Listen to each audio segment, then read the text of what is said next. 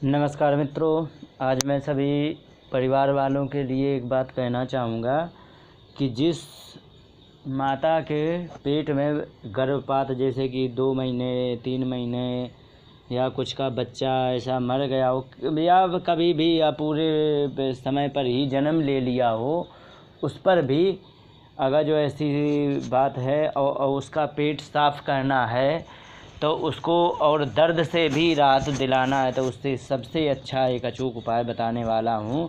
और ये उपाय मैंने प्रयोग किया हुआ है, आप चाहो तो प्रयोग कर लेना। क्यों कर लेना? क्योंकि इसका कोई साइड इफ़ेक्ट नहीं और लाभ होता है, और गाँव में ऐसा ही होता है और होता रहा है, होता रहेगा जब तक पुरानी परंपरा जीवित है तब तक।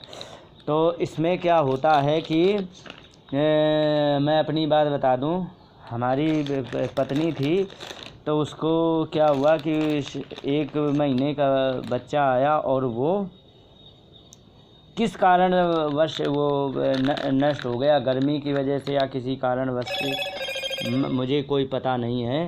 पर उसको दर्द हो रहा था और अगले महीने में दर्द हो रहा था, और दर्द होने में उसे ज़्यादा दर्द हो रहा था।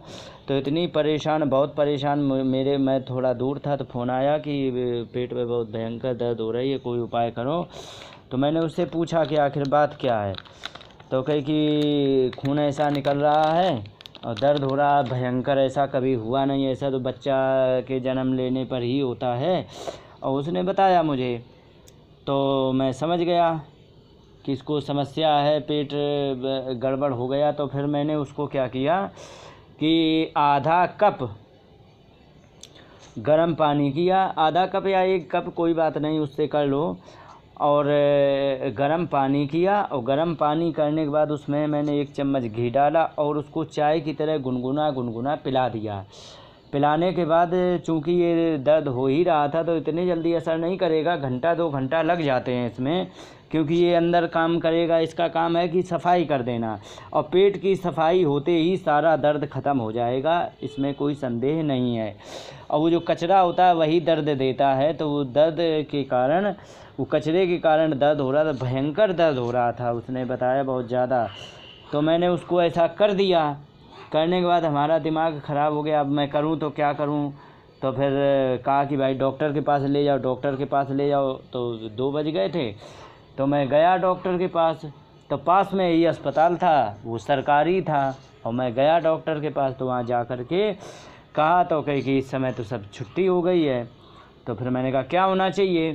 तो यहाँ से मैं उसको घर से उसको टेम्पो में लाद के ले गया, लेकिन उसको तब तक 1 डेढ़ घंटा हो चुका था अस्पताल पहुँचते पहुँचते। फिर उसने 2 टैबलेट दे दिए कि इसे लो, खा लो, दर्द हो तो खा लेना, और इसके बाद कल तुम आना। उसकी जान आज जा रही, बुला कल रहे थे। तो मैंने सोची कि भैया ले, यहाँ से निराशा आने लगी।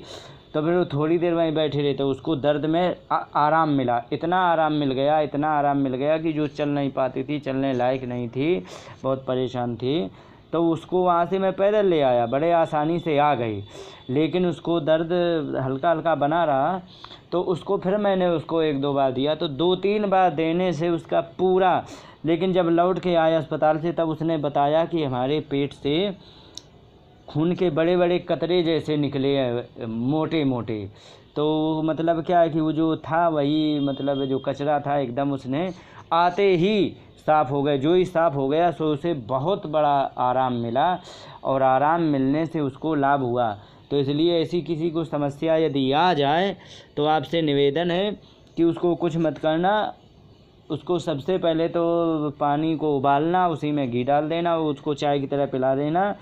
और ऐसा गांव में होता है, लेकिन उसका कम्बिनेशन थोड़ा बढ़ा दिया जाता है। पानी में उबाल करके घी डालते, उसी में बहुत सारा, तो उसको एक नया नाम दिया गया, मीठा होता है वो, बनाया जाता है।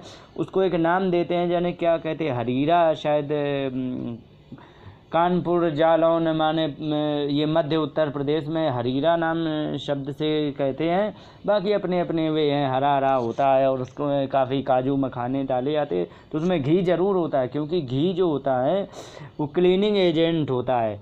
वो क्या करता है कि वो जाते ही सबसे पहले सफाई, जैसे किसी को कॉन्स्टिपेशन है, कब्जियत है, और वो कुछ ना करें, दूध में और घी डाल करके उस शाम को पी ले, तो सुबह देखना उसका पेट एकदम साफ़ हो जाएगा और कॉन्स्टिपेशन की समस्या उसकी धीरे धीरे 2-3 दिन में ख़त्म हो जाएगी, क्योंकि ये सफाई करता है। पेट में सफाई होना बहुत ज़रूरी है और इसका सरफेस टेंशन कम होने के कारण ये सफाई करने में बहुत अच्छा लाभकारी होता है।